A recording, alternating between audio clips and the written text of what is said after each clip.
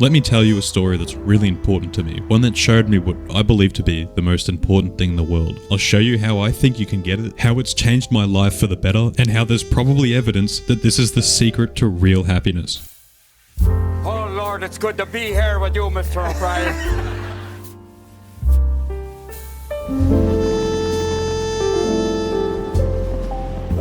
It's about 1 p.m. and I'm stepping inside a church. I don't normally go to church. I'm a bit anxious. It's kinda cold, but the sun is pretty warm, so I'm warm. I'm good. As I walk into that hall that carries every single sound across its stained glass windows and wooden walls, I see someone I recognize. I stand beside him and I notice that he's there with some others that I know quite well.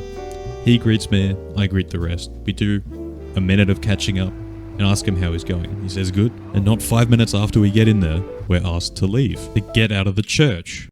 What? But why did we get asked to leave, and what does that have to do with what I think is the most important thing in the world? We're all convinced that there are things in our life that can make us happy, that can add value to our lives. Maybe it's how many people like us or what they think of us. Perhaps it's the house we own, the car we have, the money we make. It could be places we've been or the things we've done. But it never works. And I can't really blame anyone for filling a hole like that. I find myself doing that all the time. It's a sign on top of that hole that just says happiness. It's basic human nature to want to be happy, but it's hard to understand how. Happiness isn't about getting what you want. It's about wanting what you have. I'm sure many people could agree with that, but is it the most important thing in the world? I don't think so. It's very hard to obtain, and if we tried to be happy all the time, it'd probably ruin our lives chasing that joy. Let's get back to the story. As we left the church building, we made our way to the back, following one of the church volunteers. It was quiet, but you could faintly hear the service beginning in the main building as we sat in front of a TV, which was live streaming the service from inside a little sub-building. We were watching a funeral, and there were so many people inside the church that we had to leave into a different room. Not 20 people, not 50, not 100, I dare say nearly 200, maybe even more, attended this service. And it wasn't until I sat down beside my friends on that row of chairs in front of that small TV of like 20 odd people did I realize why there was nearly 200 people there. You might be thinking, whoa, Jay, you knew a celebrity? No.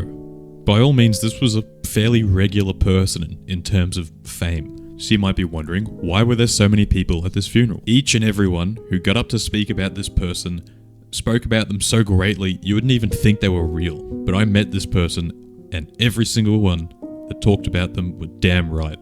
Everything they said about them, I'd believe it. This wasn't because they were ultra rich or super charming. They weren't as charismatic as Tom Cruise or Oprah Winfrey. This person just knew something that I wish I knew earlier, and I'm so grateful that I know it now. It's the importance of belonging, community, love. And this isn't anything new. It actually has proof to it. A Harvard study that started over 85 years ago has proven that relationship and community satisfaction is one of the strongest predictors of long, happy, and healthy lives, more than how smart you are or even the genetics you're born with. And that's why I personally believe that this is the most important thing in the world. Okay, maybe one of the most important things in the world. Everyone wants to be a part of something. They want to be a part of people. Everyone yearns for that. But not everyone truly understands the value of it and that they can make it happen in their own life.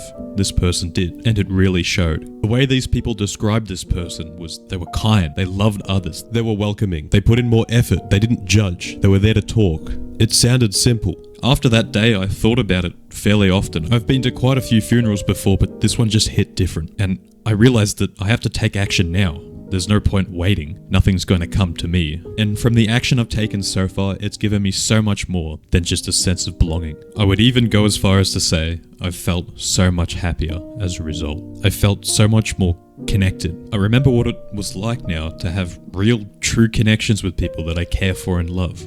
People that help me become the best me as I help them become the best them.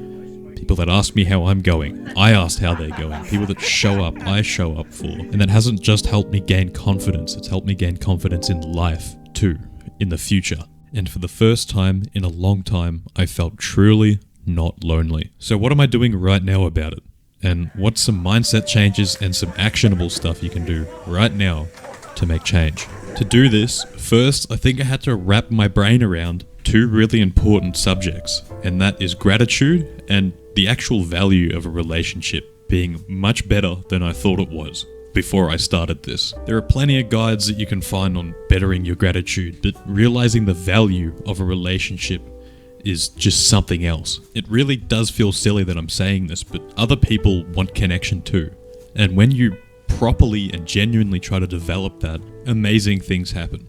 Way better than I ever would have thought before I tried it. I think the best way to fully understand this idea is to see it happen for yourself. Something you can try right now is messaging people that you care about a little bit more often, asking them how they're doing, telling them good morning, seeing what they're doing next week, that kind of stuff. This does, I think, two major things in my life, and one of the big ones is obviously keeping in touch with people. Just making sure every now and then, hey, are you dead? No? Awesome. When was the last time? Do you even know? This also keeps the floodgates of communication wide open. People are much more inclined to invite you to something or tell you that they're having dark thoughts if the last message they received from you was today saying good morning instead of 3 weeks ago saying where the hell are you. It's just about keeping myself present in other people's lives. I've had friends tell me that when they wake up and they see my good morning message, that makes them happy. I'm making them happy by just typing good morning. It's that easy. It's that easy to put in a little bit more extra effort, and I wish I realized that sooner. Now that I think about it, I think I always knew what I had to do to develop my relationships further. You probably do too. I just didn't have the push to do it. And this is your push. So what are you going to do about it right now?